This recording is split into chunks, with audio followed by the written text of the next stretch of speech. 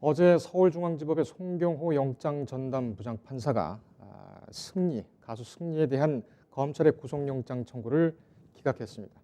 경찰에 이어서 검찰까지 영장 청구를 기각당하면서 수사에 상당한 난항이 예상이 되고 있습니다. 법원은 소명되는 범죄 혐의 내용 등 여러 사정을 종합하면 구속 사유와 필요성을 인정하기 어렵다고 설명을 했습니다.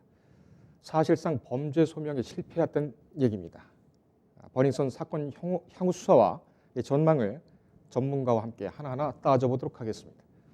법률사무소 해내 대표 강성신 변호사와 함께하겠습니다. 변호사님 안녕하십니까?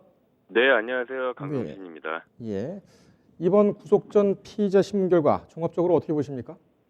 네, 일단은 구속영장이 기각이 됐는데 승리에게 적용된 혐의가 이제 7가지가 돼가지 않습니까? 근데 여기에 대해서 종합적으로 검토를 조금 해봐야 될 것 같아요. 그래서 보시면은 어떠한 죄로 이제 혐의가 있었고 어떠한 죄가 이제 영장 기각에 대해서 영향을 미쳤는지 이에 대해서 조금 짚어봐야 될 것 같습니다. 지금 벌써 2번이나 영장 청구가 기각이 됐습니다. 수사가 네, 진행된 지도 이제 2월 달이면은 1년 정도가 다 돼가는데 네네. 이렇게 되면은 검찰과 경찰이 1년이나 털어서 네. 이 정도밖에 나오지 않는다. 그러면은 이 버닝썬 사건 수사 자체가 부풀려진 것 아니냐 이런 지적도 나오는 것 같습니다. 어떻게 보십니까? 네, 일단은 뭐 부풀려졌다라는 분석도 영장 기각에 있어서 있을 수가 있는데요. 그러한 내용보다는 일단은 조금 속단하기는 이를 것 같은 게 그 관련된 여러 사람 뭐 예를 들면은 버닝썬 관련해서 뭐 이문호 전 대표라든지 이러한 경우에는 또 혐의가 입증이 돼서 구속이 되지 않았습니까? 그래서 조금은 더 보강 수사를 통해서 검찰이 재차 영장 청구를 하든지 아니면은 불구속 수사를 할 가능성을 배제할 수는 없을 것 같습니다. 그래서 부풀려졌다라는 분석이 있기는 하지만 이는 좀 여론을 의식한 것으로 보이고요. 향후 조사 결과는 조금 더 지켜봐야 될 것 같습니다. 예. 승리에게 적용된 혐의가 총 7가지죠. 경찰 네네. 단계에서는 5가지였는데 네. 검찰로 넘어와서 상습 도박과 외환거래법 위반, 특히 네. 이제 외환거래법 위반 같은 경우에는 경찰이 그 혐의가 있다고 보지 않았죠. 근데 검찰이 네네. 이번에 추가를 한 겁니다. 네.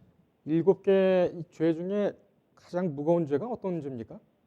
뭐 일단은 법정형이 다 제각기 규정이 되어 있는데요. 이가 뭐 완전히 중대한 기준이 된다라고 보기는 어렵습니다만 법정형만을 기준으로 보면은 이제 특정경제범죄, 가중처벌법상 횡령 같은 경우에는 이제 5억 원 이상의 경우에는 3년 이상의 유기징역을 규정하고 있어요. 그렇기 때문에 쉽게 말씀드리면 상한은 없는 그러니까 무기징역까지도 가능한 이론적으로는 가능한 거라고 볼 수 있어서 큰 의미는 없습니다만 어쨌든 혐의 7가지 중에서는 특경법상 횡령이 가장 법정은 높다라고 볼 수 있겠죠.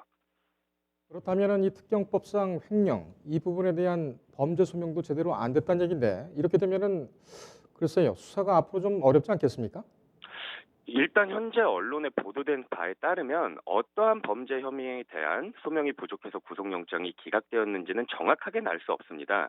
그렇지만 구속영장이 기각되었다는 것이 반드시 가장 무거운 죄에 대한 범죄 소명만으로만 판단되는 것은 아니기 때문에 이 역시 속단하기는 조금 이르다고 보여지는데요. 현재 이제 서울중앙지법에서는 일부 범죄 혐의와 관련해서 승리가 어떤 역할을 했고 얼마나 관여했는지 다툴 여지가 있다라고만 설명이 돼 있는 상태입니다. 그리고 성매매, 알선과 횡령 등 기존에 적용된 5가지 혐의 이외에 승리가 양현석 전 YG 대표와 3년간 해외 원정 도박을 하고 외환거래법을 위반한 혐의까지 추가했음에도 시급하게 구속할 정도의 혐의가 입증된 것은 아니라고 법원이 판단된 거지 가장 무거운 데에 대한 범죄 소명이 이루어지지 않았다라고 보기에는 조금 무리가 있습니다. 예, 그 부분은 그렇게 정리가 되는군요. 지금 승리 같은 경우에는 버닝썬 사건이 불거지기 전에 군입대를 네. 바로 앞두고 있었죠. 네네. 바로 군대를 간다고 그 얘기가 됐다가 네. 수사받느라고 좀 미뤄졌습니다. 네네. 지금 승리 군대는 어떻게 정리가 됐습니까? 일단 승리 씨의 군 입대 문제와 관련해서는 이 승리가 도피성 입대를 한다 이런 말들이 많았잖아요. 예. 근데 이제 원칙적으로 군에 입대해서 군인 신분이 되게 되면은 이제 승리 씨의 경우 군 형법에 의해서 군사 재판에 이제 관할이 되게 됩니다. 이제 다만 이제 승리가 실형을 받게 될 경우 일단 현실적인 입대는 불가능하게 되고요. 다만 군 입대를 신청할 경우에 이전처럼 뭐 의경에 신청한다라든지 신청할 경우에 이에 대한 여론의 질타는 피해갈 수 없을 듯 보입니다. 예. 그러면은 기소가 돼서 실형을 받게 되면은 군대를 안 가게 되는 것이고, 네. 이렇게 되면은 뭐 본의 아니게 병역 의무를 피하게 되는 것 아니냐, 뭐 이런 얘기도 있습니다. 네, 그래서 많이 좀 여론의 질타를 받았었죠. 이게 도피성으로 입대를 하려고 하는 것이 아니냐 이러한 말들이 많았었죠. 예. 그러니까는 실형을 받게 되면은 군대를 못 가는 경우도 있죠. 네, 그렇게 됩니다. 그리고 예. 만약에 군대를 가게 되더라도 또 추가적인 문제가 조금 생길 수가 있는 게 이제 군인 신분으로 자신의 신분이 변하게 되면 군형법에 적용을 받게 되고 군사법원에 관할이 되게 되는데 이러한 경우에는 아무래도 밖에 사회에서 일어났던 어떤 번임성 사태에 의한 판단보다는 조금 더 동떨어진 판단이 나올 거라는 우려 역시 존재하는 게 현실입니다. 그러니까는 군대를 가게 되면은 군형법, 그러니까는 군 검찰과 군 법원에서 네. 다시 재판과 수사를 하게 된다는 그런 말씀이신가요? 네, 그렇게 되니까 그 이전과의 연속성 측면에서 보면은 아무래도 정확한 판단이 조금 어렵지 않을까 이러한 이제 걱정과 우려 섞인 목소리가 나오고 있는 겁니다. 그렇군요. 이번에 영장 기각 결과 지금 양현석 YG 전 대표도 뭐 지금 입건돼서 수사를 받고 있는데 네. 향후 이 양현석 전 대표에 대한 수사에도 그 영향이 좀 있겠죠?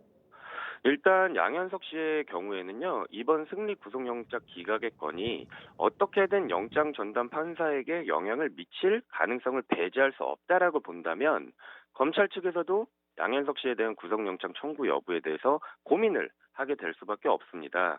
그리고 만약에 이제 양현석 씨의 구속영장마저 기각이 된다면 검찰의 무리한 구속수사 요구라는 역풍을 맞게 될 수도 있으므로 검찰 측에서는 양현석 씨에 대한 구속영장 청구에 아무래도 신중할 수밖에 없기 때문에 이러한 이유로서 양현석 씨에 대한 구속영장 청구 여부에 대해서 귀추가 주목됩니다. 예. 변호사님 마지막으로 하나만 더 여쭤보겠습니다. 네. 그렇다면은 이 수사에 상당히 좀 차질이 있어 보이는데 네. 검찰이 영장을 재청구할까요? 어떻게 보십니까? 일단은 뭐 구속영장이 발부되었다라는 점이 유죄를 입증하는 것은 아니기 때문에 검찰 측에서 만약에 충분한 보강 수사를 통해서 새로운 어떤 증거나 혐의점을 입증하게 된다면 만약에 소명을 할 수 있게 된다면 구속영장 재청구도 할 수는 있겠지만 꼭 그렇지 않더라도 검찰 측에서는 계속 번익성 관련 수많은 혐의점을 발견하였다고 지속적으로 주장을 하고 있기 때문에 불구속 기소 가능성 역시 높다고 보여집니다. 예. 그리고 또한 이제 버닝썬 사건 같은 경우에는 작년 2019년에 가장 큰 국민의 관심을 받은 사건이었기 때문에 어떻게든 검찰 측에서는 영장을 재청구하던 아니면 불구속 수사를 하던 기소를 할 가능성 자체는 굉장히 높다고 보여집니다. 알겠습니다. 법률사무소 해내 강성신 대표 변호사와 함께했습니다. 변호사님 여기까지 말씀 듣겠습니다. 고맙습니다. 감사합니다. 네.